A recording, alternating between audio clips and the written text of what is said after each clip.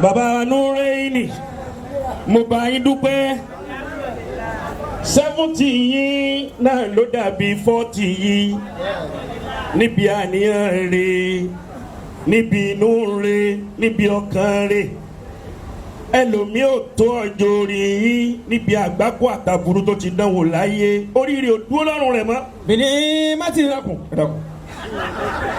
ẹ dákun ìfẹ́ jẹ́ wọ́n akramakumula ọpẹ́ ni ẹ máa dúfọ́ lọ́hùn ojú yín pé síbẹ̀ etí yín pé síbẹ̀ imú yín pé síbẹ̀ dúdú gan ń tó ṣáìn ń pé síbẹ̀ gbogbo ń tá àwọn rí ń ta tó pé síbẹ̀ yìí ó fi hàn pé tibítibí náà tó pé síbẹ̀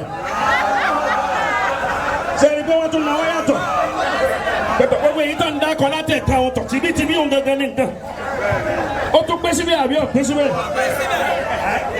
bàbá fídíò yìí dákun bọ́sẹ̀ gbẹ̀bí yìí dákun ẹ dákun ẹ bá yọ wà ná Muhammad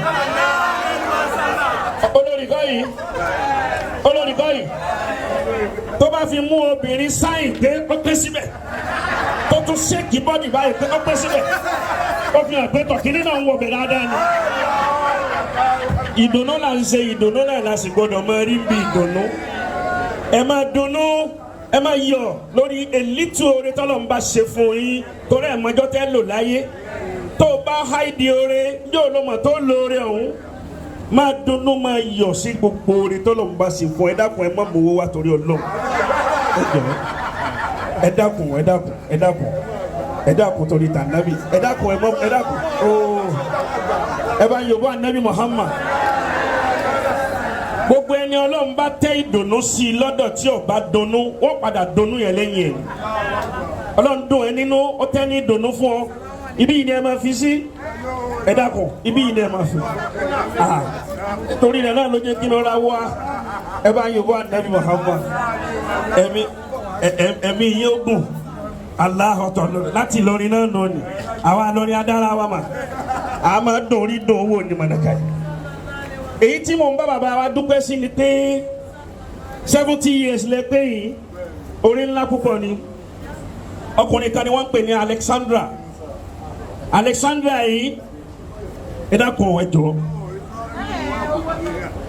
Alexandra yìí níjọ́ tí wọ́n ti bí ni ò ti lálàáfíà àwọn tí wọ́n bí wọ́n wá ní owó fámìlì rẹ̀ lówó owó yìí pọ̀ ẹ̀mí nìkan ní mí lára rẹ̀ kò lè dá ṣe nǹkan kan wọ́n wá lọ wá ẹ́ńjìnì kan wọ́n wá gbé sínú ẹ̀ wọ́n yọ orí ẹ̀ jáde báyìí bí wọ́n bá wẹ̀ fún nínú ẹ́ńjìnì yìí ni bí wọ́n bá fọnu fún tí wọ́n búrọ́ọ̀ṣì fún nínú ẹ́ńjìnì yìí ni gbogbo nǹkan tí wọ́n bá ṣe fún nínú ẹ́ńjìnì yìí ni Ọlọ́run ò sì pa á látàrí mọ̀ye ọdún tí Alexandra yìí ti ń lò bọ̀ wá lọ́dún yìí ló wá pé 70 years ìsìn bẹ nínú maṣíìnì náà ní fi ń sẹ̀mí títí dì sí kò lè rìn lọ kò lè rìn bọ̀ kò lè dá jẹun àfi kí maṣíìnì ó fún lóúnjẹ kọ̀ǹpútà ní ń tọ́jú ẹ̀ ní Alexandra yìí ta ni wọ́n ń tọ́jú ẹ̀ yìí látàná ẹ̀ dá mi lóhùn ni ta ló rè yín ta ló ní ẹ máa bẹ́ẹ̀ ta ló ní káwa náà máa bẹ ọba òun náà ló dá yín sí lónìí ẹ wá tó kójọ pé kò sí nǹkan kan tó kù lónìí ju káwọn ẹni Ọlọ́run wá ṣàdúrà fún mi lọ eléyìí ò ní já ṣe mọ́ kò ní í ṣe eléyìí lókù tó kù tẹ́ ṣe tẹ́ fi kú láyé alibarika ọ̀la alukura ẹ wá bá ń sọ pé happy birthday to you ẹ mọ̀ báyìí ní Allah happy birthday to you. Long life and prosperity. Happy birthday to you. Olúwa, happy birthday to you. Hey, happy birthday to you. Long life and prosperity. Happy birthday to you. Ẹ wo bàbá wa Nureini bí wọ́n tún ṣe ń bísàbísà. Wọ́n fi ẹsẹ̀ rajọ́ pẹ́ lónìí. Níbi tẹ́lòmíì ti pé 70 tí ò lè jáde mọ́. Níbi tẹ́lòmíì ti pé 70 tí wọ́n ń fi àìtán fi kú tí wọ́n fi ń tọrọ fún. ọlọ́run ò ṣe bẹ́ẹ̀ fún Nureni. Happy birthday to you. Happy birthday to you. Long life and prosperity. Happy birthday. Long life and prosperity. Happy birthday to you. Long life and prosperity. Happy birthday.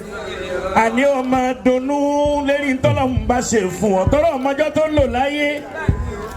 Bọ́ ọba ti ń dunnú bẹ́ẹ̀ lọ́lọ́run ó tún máa sọ̀dùnnú sínú ayé rẹ̀. Àní ikú ò gbọ́dọ̀ pa fún wa. Ikú ò gbọ́dọ̀ pa fún wa.